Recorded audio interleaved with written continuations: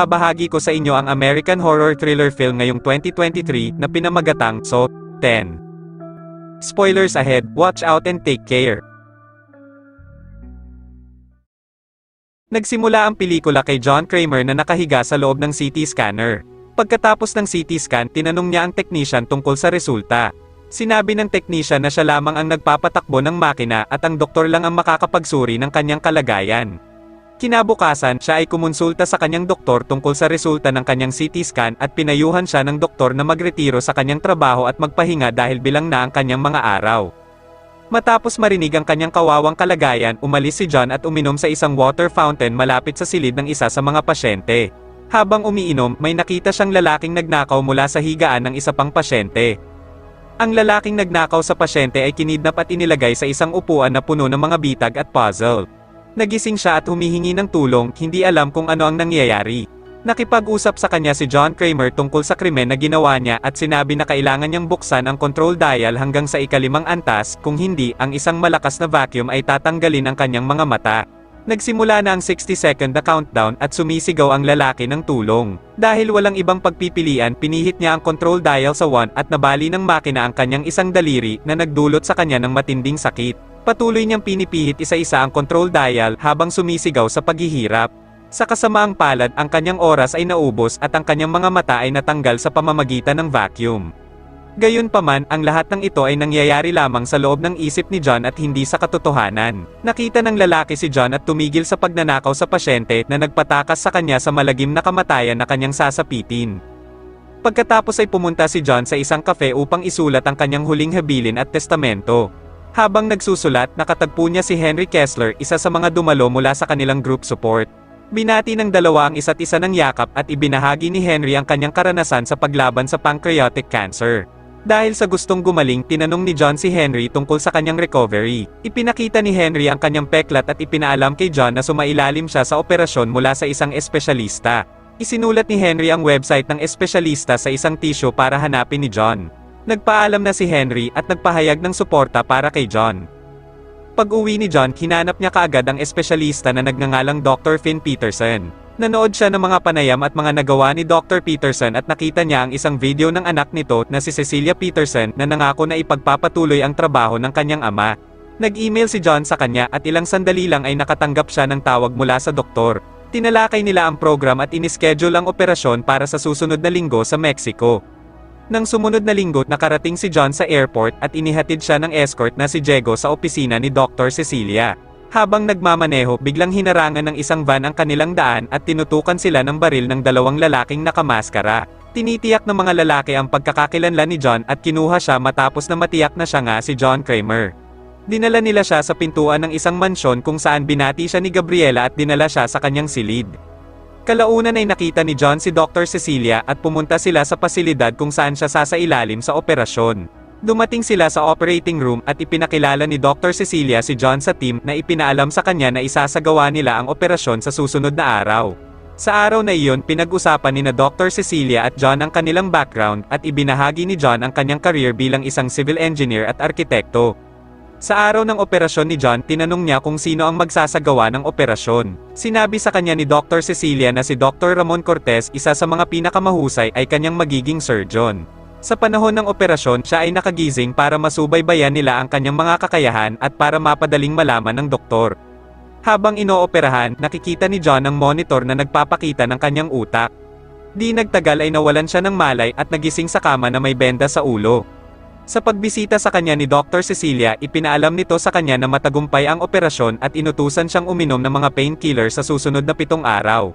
Dahil sa sobrang saya, napaiyak si John nang ipakita sa kanya ni Dr. Cecilia ang mga resulta na nagpahayag na lahat ng medical test niya ay normal. Puno ng pag-asa at adhikain, patuloy na namuhay ng normal si John. Itinapon niya ang mga eskematiko ng mga death traps na kanyang kadalasang ginuguhit at pinalitan ang mga ito ng mga guhit ng arkitektura. Isang araw, nagpa siya si John na bisitahin si Gabriela upang bigyan siya ng tequila na paborito niyang inumin bilang pasasalamat. Pagdating niya, mukhang nag-iba ang hitsura ng mansyon sa karaniwan. Naiwang bukas ang pintuan sa harapan at walang tao sa paligid. Bumaba si John at natuklasan ang isang bakanting operating room na puno ng mga surgical props at mga libro tungkol sa neurosurgery. Napagtanto niya na ang lahat ay palabas lamang at ang buong team ay isang scam. Galit na galit sa nangyari, itinapon ni John ang bote ng tequila sa sahig. Isang gabi, si Diego, ang lalaking nag-escort kay John ay nagtatrabaho sa kanyang karaniwang shift bilang tour guide. Pag-alis ng customer niya, may pumasok na ibang tao at bago pa man sila nagsimulang magmaneho, tinakpan ng kanyang pasahero ang kanyang ilong at bibig ng isang tela na may gamot na pampatulog. Nang magising si Diego, nakita niyang nakadikit ang mga patalim sa kanyang mga kamay at ang kanyang katawan ay nakatali ng lubid. Nataranta siya at sinubukang tumakas, ngunit sa halip ay nasugatan lamang niya ang kanyang sarili. Nakita niya si John at nagawang maputol ang lubid kaya nakalaya siya. Nang makalaya, nagsimula ang isang timer sa kanyang mga kamay at nahulog ang isang audio player mula sa itaas na nag-uutos kay Diego na tanggalin ang mga pampasabog na nakakabit sa kanyang mga braso sa pamamagitan ng paghiwa sa kanyang sariling laman. Pagkatapos ng utos, nagsimulang tumunog ang timer at si Diego sa una ay nagpanik.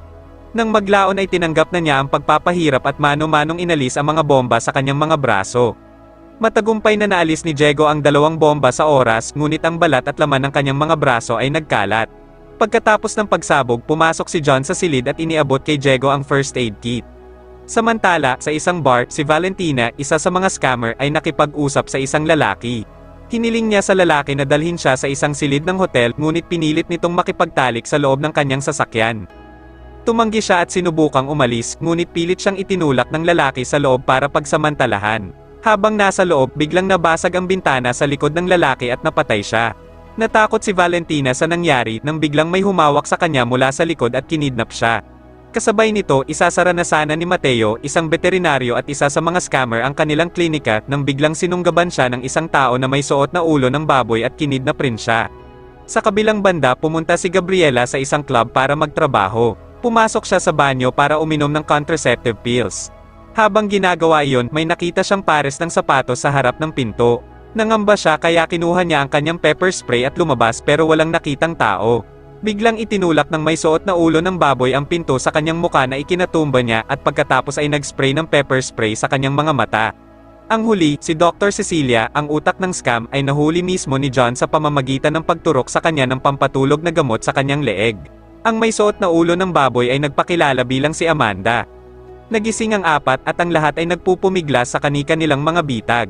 Pumasok si John sa silid at ang iba ay humingi ng kanyang awa maliban kay Dr. Cecilia na sinubukan pa ring magsinungaling kay John. Nagsimula si John kay Valentina at ipinaalam ang tungkol sa kanyang bitag na isang talim na parang tali na kayang makaputol ng mga buto. Sinabi niya sa kanila na hindi niya dinala ang mga ito para sa kabayaran kundi para sa muling paggising. Inutusan niya si Valentina na putulin ang isang bahagi ng kanyang katawan upang makaligtas sa pagsubok. Pagkatapos ay hinimok ni Dr. Cecilia si Valentina na simulang lagariin ang kanyang mga hita para siya ay mabuhay.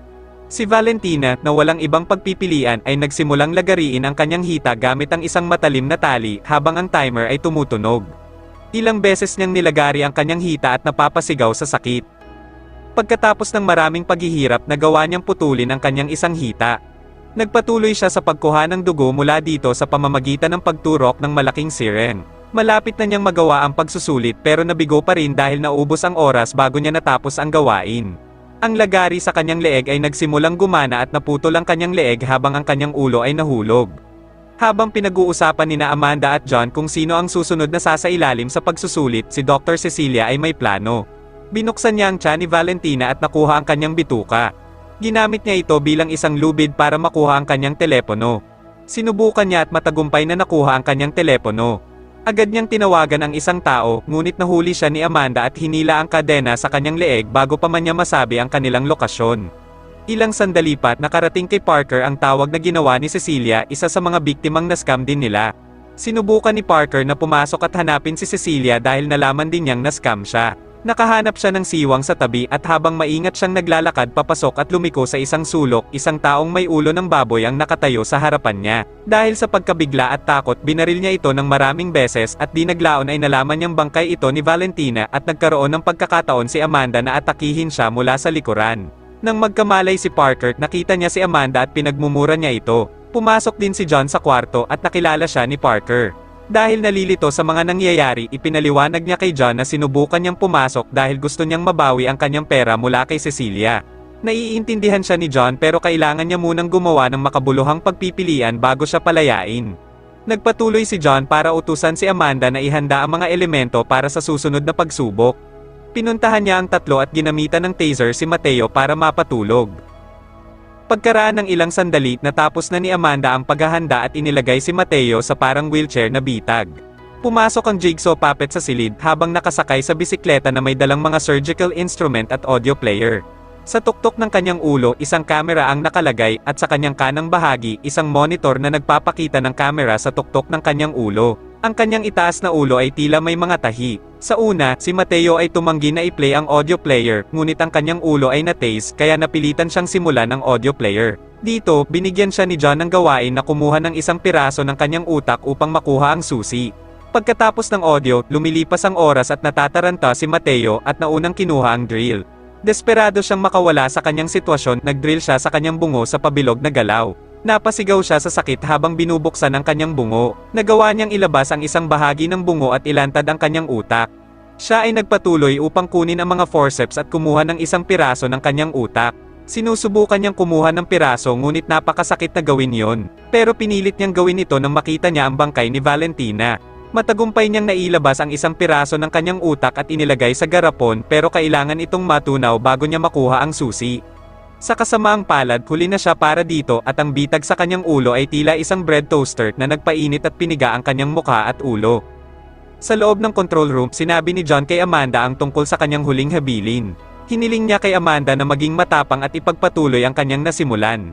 Umiiyak si Amanda at John habang magkayakap. Pagbalik sa test room, si Gabriela ang susunod. Tumanggi siyang i-play ang audio player sa una, ngunit si John ay nagsasalita sa mikropono at sinabi sa kanya ang mga patakaran. Kailangan niyang baliin ang kanyang mga buto upang makatakas mula sa mga kadena kung hindi ay makakaranas siya ng pagkasunog at iba pang epekto ng sobrang radiation. Pagkatapos ay ibinitin siya hanggang sa itaas ng mga kadena habang siya ay pinapaso ng radiator. Desperado na makaligtas, sinimulan niyang baliin muna ang kanyang mga buto sa paa. Matapos ang paghampas ng maraming beses, nabali ni Gabriela ang kanyang mga paa at nagawang palayain ang mga ito. Sinubukan niya lumayo sa radiator, ngunit muli itong sumunod sa kanya. Patuloy niyang hinahampas ang kanyang mga kamay ng maraming beses hanggang sa mabali ang kanyang pulso at bumagsak sa lupa. Nang palabas na sina John at Amanda para magbigay ng first aid kay Gabriela, nagawang makatakas ni Parker at tinutukan ng baril sina John at Amanda at pinagbantaan sila kung hindi ibibigay ang mga susi. Ibinigay sa kanya ni Amanda ang susi at sinunod ang utos niya. Pagkatapos ay nabunyag na si Parker ay hindi biktima o pasyente ni Cecilia kundi ang kanyang kasintahan. Pagkatapos ay inutusan niya si Amanda na palayain si Cecilia na agad namang sinunod ni Amanda. Pagkatapos niyang palayain si Cecilia, sinampal siya nito sa muka. Nagpa siya ang dalawa na iparanas kina John at Amanda ang kanilang sariling mga kalokohan at inilagay sila sa mga bitag. Sinabihan sila ng dalawa na dalhin muna si Gabriela sa ospital para mabuhay ito, ngunit tumanggi si Cecilia at pinatay si Gabriela sa pamamagitan ng pagsipa sa kanyang batok. Nang sandaling sisimulan na nila ang bitag, may narinig silang bola na tumama sa dingding. Nakita ni Cecilia ang isang batang lalaki na naglalaro sa tapat ng kanilang gusali. Nakaisip si Cecilia ng ideya at pinapasok ang bata sa loob. Nakita ng bata ang mga bangkay at natakot. Pagkatapos ay inutusan ni Cecilia si Parker na ikadena ang bata kasama si John sa bitag. Nakiusap si John sa kanila na huwag isama ang bata sa kanilang parusa, ngunit hindi siya pinansin ni Cecilia at nagpatuloy pa rin sa paghila ng lever. Bago sila magsimula, sinabihan ni John ang batang lalaki na humila. Ang kadena ay hinila sila pababa at pilit silang inihiga. Habang sila ay nakahiga, isang gripo ang bumukas sa harap ng kanilang mga muka at tumulo ang isang baha ng dugo sa kanilang mga muka na pumapasok sa kanilang mga bibig. Lumulubog na silang dalawa dahil sa patuloy na pagdaloy ng dugo. Sinimulang hilahin ni John ang lever na paraan para makapagpahinga ang bata mula sa pagkalunod. Nakita ng bata si John na nalulunod at malapit ng mamatay. Kaya naman isinakripisyo niya ang sarili at hinila ang lever para makapagpahinga si John. Nagsalitan sila hanggang sa isakripisyo ni John ang kanyang sarili at hindi na hinayaang hilahin ng bata ang lever. Nasiyahan si Cecilia sa kanila at sinama si Parker sa control room para makuha ang kanilang pera. Hindi nila alam na ang pera ay isang bitag at ang entrance ay na-lock. Sa kabilang banda, naibunyag na ang lahat na ito ay nakaset up hanggang sa puntong iyon. Sa wakas ay huminto ang mga gripo at si John at ang bata ay nakatakas mula sa mga kadena. Samantala, ang dalawang nasa loob ay nagtangkang tumakas sa pamamagitan ng pagbaril sa pintuan. Sa kasamaang palad, ang baril ay wala ng bala sa simula pa lang. Napagtanto ng dalawa na sa simula pa lang alam na ni John kung sino sila at nagkukunwari lang na nasa lisihan. Ang 10 minutong oras ay tumunog na hudyat ng pagsisimula ng usok na papasok sa loob ng silid. Ang usok ay isang kemikal na kapag nahinga kayang pumatay ng tao. Gayunpaman, mayroong isang paraan, may isang butas kung saan magkakasya ang kanilang ulo at makaligtas sa suffocation. Ang dalawa ay nagpakita ng kanilang tunay na kulay at naglaban upang makuha ang pwesto. Nag-away sila, ngunit si Cecilia ang nanalo kay Parker dahil nalanghap nito ang kemikal na nagpahina sa kanya at nagawa din siyang masaksak ni Cecilia gamit ang matulis na bagay. Nakuha ni Cecilia ang pwesto pero nakakulong na siya sa silid na ito na naglalaman ng mga mapanganib na gas. Dahil napahanga sa ipinakitang katapangan ng bata, nagpa siya si John na ibigay ang pera sa kanya. At maraming salamat sa panonood at kung nagustuhan mo ang movie recap na ito, huwag kalimutang mag-subscribe para sa mga susunod pa na video.